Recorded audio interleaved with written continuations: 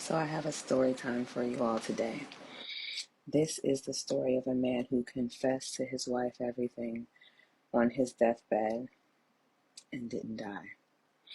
So picture this, Pennsylvania 2024, 2004, 2005. I get called to a house and the kids want to speak with me and they sit me down and tell me what's going on. So I'm wondering if the patient had a spouse in the house, why did they need a home health aide? This time I was a nurse's aide because I was a nurse's aide before I went to nursing school and I worked as an aide through nursing school. Useless information. So they call me in and it's normally like you sit down and you get to know the aide before you hire them. But no, they were calling me in to give me the deal because this job was paying a little bit higher than what I was used to. I was very excited and eager because I needed the money. So I get in there and I sit down and they say, "Do you see that house across the street?" And I said, "Yeah, beautiful house." He goes, "We own that house too." Um, Around 1960 something, 1970 something, the dad and mother purchased this house, and the dad had went to the grocery store one day and came back and told his wife how he met these two amazing young men, and they had a single mom and they seemed like they were down on their luck and that he wanted to rent that house out to this family. So it was a mother, two sons. And they were working on their third child. And the wife was a stay-at-home mom taking care of the kids. The husband had a well-to-do job in construction. And she said, absolutely. So over the years, the wife and the family, the three kids, and the husband befriended the lady that they rented the house to, and they become like family themselves. And the kids were always over across the street. The other boys that belonged across the street were over playing with their kids. They all took a liking to each other. They were all around the same age, except for the youngest one that she was pregnant with when they initially moved this young lady across the street. And they seemed just like one big happy family. The wife, became like sisters with the young lady. They helped each other out. They cooked dinner, shared holidays together, and just came really, really, really close. Um, and so every now and again, the mom didn't like that the husband was over across the street because she felt like, a lot of the things that were going on with the house was necessary for him to go over. They could have hired a contractor of sorts to go over and tend to some of the things in the house. But those were just passing thoughts, nothing that they put too much into. But the mom always had a suspicion. She just felt like he's over there entirely too much. And she just, it would cause not arguments, but uncomfortable conversations at times. So eventually, um, the kids got grown and moved out, and the lady ended up moving out of the house and went on with her life somewhere. They kept in touch, but it was very sporadic. So the kids, however, built these great relationships, and the kids kept in touch. Some of them went to college. I think they went to Penn State together, two of them, and they just, became friends, like siblings. Well, fast forward to when I'm getting there, the dad took ill, was having a stroke, went into the hospital, and wasn't doing well at all. They didn't expect him to make it, and they called in all the family, the kids, and the kids' spouses and things of that nature. And the other two boys that lived across the street showed up probably before his biological children actually got there. And the wife just kind of looked and thought that was odd, like, why are you here? And the one was married and brought a spouse. And they're kind of looking, and they seem to be very distraught, like more distraught than they should be for just him being the across the street neighbor and landlord. So as the other kids kind of trickled in, they were all there when the father said, "I want to tell you all something. I've been going on with this charade for some time." And they said it was like a movie. The mother of the two boys walks in at the end, and she seems distraught as well, but she had remarried and gone on. But the wife still didn't understand, and then the three children that belonged to this man still didn't understand how these folks got here and why they're here and why they're so upset. Why are they as upset as the children? Because it's been years since they've all had been together. The father says in front of them all, "I think that you all should know that those are my sons as well." He had those boys with that lady while he was married to their mom, and he never met her at the grocery store. It was intentional that she needed a place to live, and he said that he would provide for her and those kids until they were grown, and he did just that. So, for the better part of 20 years, a wife shared a life with her husband's mistress and his children, along with her children, her entire life. And whenever she would make up things like things were uncomfortable over there, he would make her gaslight her, make her think that she was crazy. And for 20 something years, this man lived a life where he comforted both of his family members. And then he didn't die. He had to go home with this lady, which is where I came in. I was there to care for him, but to also be a referee, because the first 2 weeks he was home, she was whooping his behind. She was definitely a woman scorned, and my job was to ensure that I kept him safe from her. And it was a job. I would wake up some nights because I lived in, and I would sleep overnight. I would wake up some nights to her with a pillow, trying to put it over his face, trying to push him out the bed. And she just, essentially for me, I would say she lost her mind.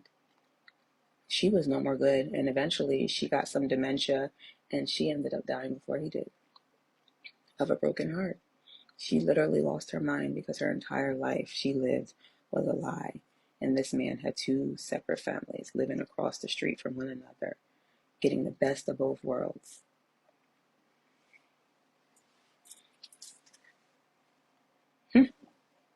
These are a list of shocking deathbed confessions.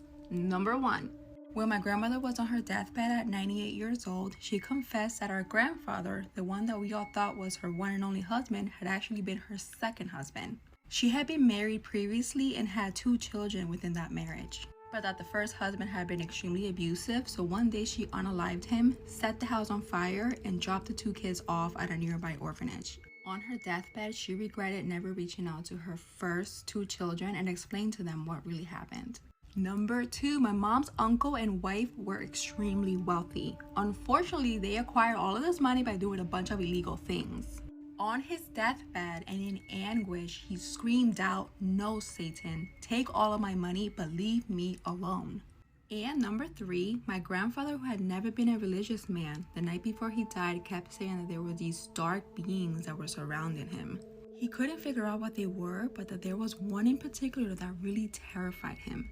Whatever this was, he knew that it was there waiting for him. Here's a good deathbed confessional story. Well, this is not from me. Unfortunately, I have no good, juicy deathbed confessions. So this terminally ill patient confessed on his deathbed that he killed his twin brother while they were both in the Vietnam War in Vietnam, took his identity, then returned to the U.S. as the other twin brother so he could be with his twin brother's wife. Him and this wife stayed together, had children. He never told anybody he was the other twin. Now, this story sounds crazy, and the children of this man say that he's delusional, he had dementia, and he made this all up. However, they found a written confession in an old Bible that he wrote. He wrote this confession a long time ago and put it in this Bible, and then they found it. So I don't know. Now, I will say my source for this is BuzzFeed, so who knows, but it's still entertaining.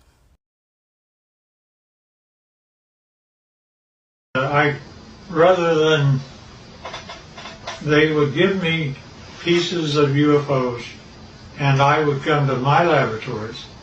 I had the laboratories of Lockheed and every place else. So I would do that, but I would get pieces of UFOs. For example, I have 3 little pieces of UFOs down underneath the thing that looks like a quartz crystal. Notice that that is my hand, and it is giving weight.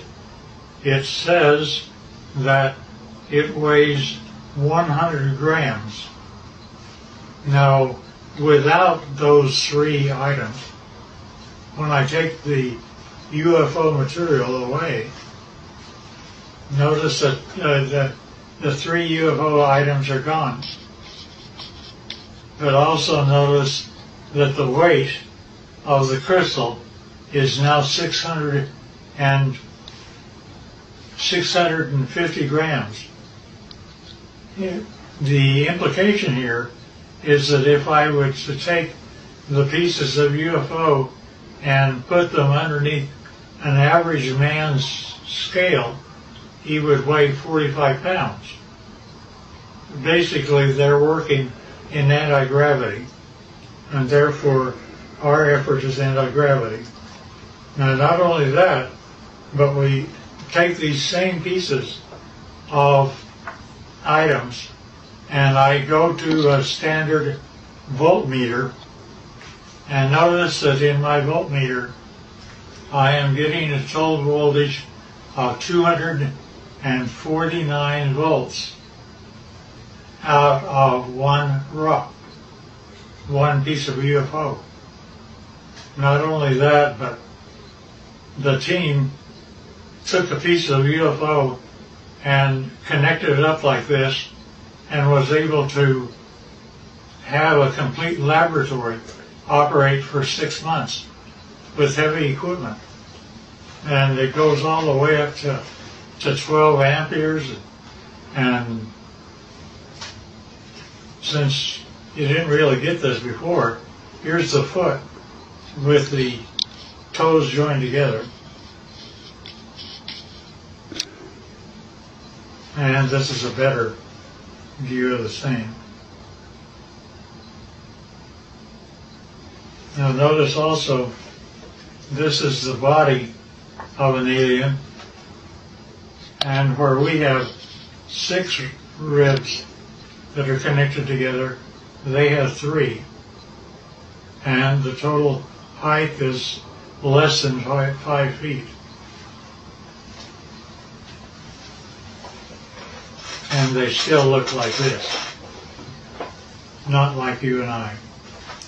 Nevertheless, so we're able to obtain voltages and anti-gravity, and anti-gravity appears several ways, which is rather unique and nice.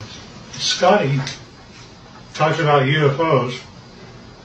I basically said, yeah, I understand, because here is what Area 51 was giving to me since the year 2000 and beyond. Notice it's recent, and we have one triangle, then we have 1, 2, 3, 4, 5, and we have one that's 150 feet across, if not larger. And each one of these are separate documentation of UFOs that were photographed and taken across the world from the year 2004. Now, when you actually get what that all means, is a UFO, when it's white on the underneath side, is ready to fly like that. And it's anti-gravity, that's the reason you don't hear anything. But when it's just parked means just floating in air. It could be above your house, like this, and this. This turns out to be the heads-up display that the aliens see of how to go to Area 51 and store their craft. Nevertheless, this is what the craft looked like. That's how they change power. And notice that here's an egg-like thing, but it's standing on end, only because it has no gravity itself. And that is a piece of UFO germanium. And this little dot is a piece of neodymium magnet, which is above the germanium, and it's floating all by itself. And that again is a UFO. And we don't know why, but the crystal appears to be colored rose, and we can't figure out why yet. Now, there's a whole batch of analysis that we're having to do. Alien, side view, front view, top view, line.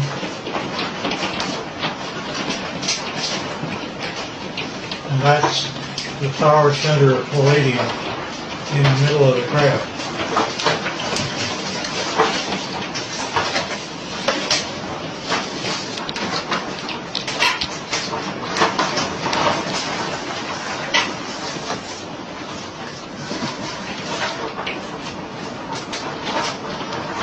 In case I missed anything.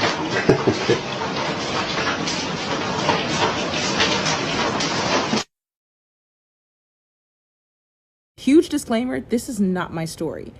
I may forget bits and pieces of the story as I go along because this all went down last summer. Basically, on Twitter, there was a nurse that was saying the amount of times I've heard a racist confess something heinous to me while they were in hospice care, I've lost count. And other nurses took the screenshot and replying to it on nurses of TikTok and were making videos of how racist people were on their deathbeds and were explaining how their patients were begging for forgiveness and stuff like that. Trigger warning to this story. So the story goes, a nurse was attending to a patient who was in hospice care. The patient then confesses to the girl that she basically lied and was envious of a little black girl in her family because the little black girl had a cute dress. The patient also admits that she lied on the brother of the black family, basically saying that the little boy touched her. And you know how that song and dance goes. She went to the community, started crying, the works and everything, and the community got worked up and went to the people's house. And so the people rolled up on the black family, burned their house to the ground, hung the little boy, chopped off his private parts as punishment. And she can still remember the flames of the house. After that, the patient tells the girl, or the nurse basically, not to leave her side because she sees a little black boy in the corner of her room staring at her. And the girl basically went, "It's above me now. It's out of my control." Somebody said it was on Reddit, the deathbed confessions, and basically there were CNAs, nurses, and staff basically retelling tales of these racist people that were on their deathbed confessing to heinous crimes. There was one where, of course, cops were saying, I pulled over people just out of spite and all that kind of stuff. But then the women's were like, they were a part of some heinous mess. Like another significant one was another patient who was on her deathbed, of course, and was a nurse. And she admitted to killing a bunch of black babies. She was a labor and delivery nurse. Some would be a feel good of like the wife finally leaving an abusive relationship and, magically they husbands got sick. But then the ones that were like jaw to the floor, people were wilding, and they're still like their descendants are maybe 50, 60 years old. It just made me really sick to my stomach reading some of these stories and hearing nurses my age talk about it. And I wish I could tag the person who it was, but it made the news. It was really it was big. Craziest things people confess before passing. So on her deathbed, my great grandma had a shocking revelation that she gave to us all. So picture it. She was 92 at the time, I think. And she broke her hip, got an infection. They did not think it was looking really good. She was in the hospital. Her 8 kids were all there with my parents. They were all talking, just trying to say goodbye just in case. And she said, "My one regret is that my son can't be here with us."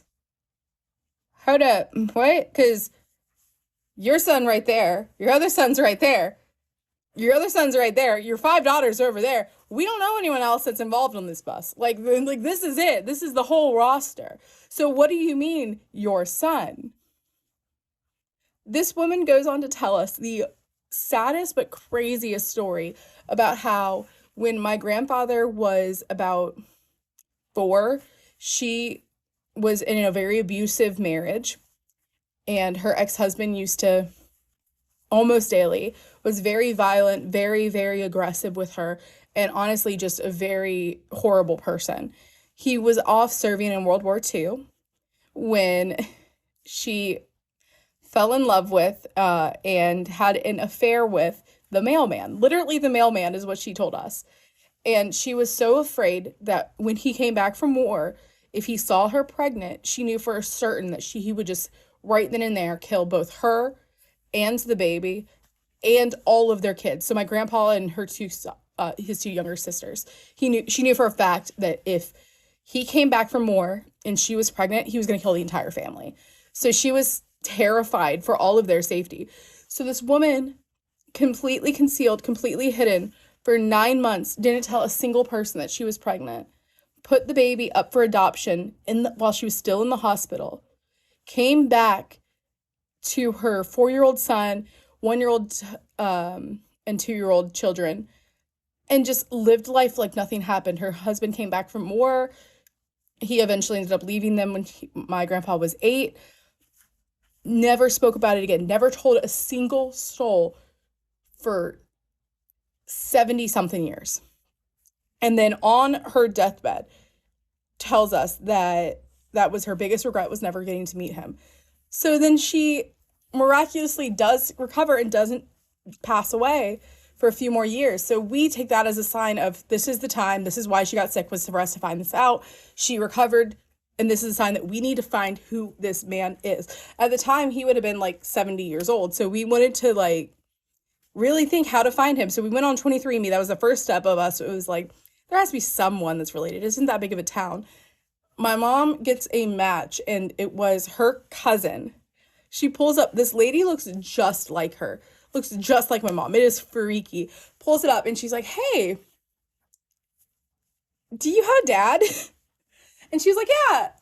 Why? And my mom asked about her dad and was like, hey, was he put up for adoption in like the early 50s, or I guess it would have been 45, in like 1945? And sure enough, he was the only other person in that small town that my grandpa just happened to not know, that went to the same school as him, went to school with my grandfather his entire life. My grandfather said he's probably ran into him a few times and then just never realized that was his brother. And at 72 and 80 and 94, we were able to, because they didn't live too far off, we were able to bring my great grandma and her son, and they got to meet. And she passed away 2 years after that. So I'm pretty sure that that was the only way her soul would leave her body peacefully, was that she met her baby and got to know that he was raised in a loving home and that it was all okay.